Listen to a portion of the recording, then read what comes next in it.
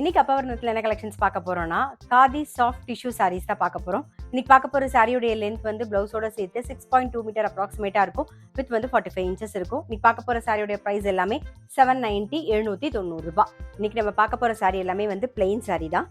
நீங்க பாத்தீங்கன்னா நல்ல லைட் வெயிட்டா சாஃப்டா நம்ம கட்டிக்க ரொம்ப கம்ஃபர்டபுளா இருக்கும். ஃபர்ஸ்ட் பாக்குறது நல்ல அழகான ஒரு ப்ளூ ஷேட்ல பாக்குறோம். நாம ரன்னிங்லேயே இப்படிதான் இருக்கும்.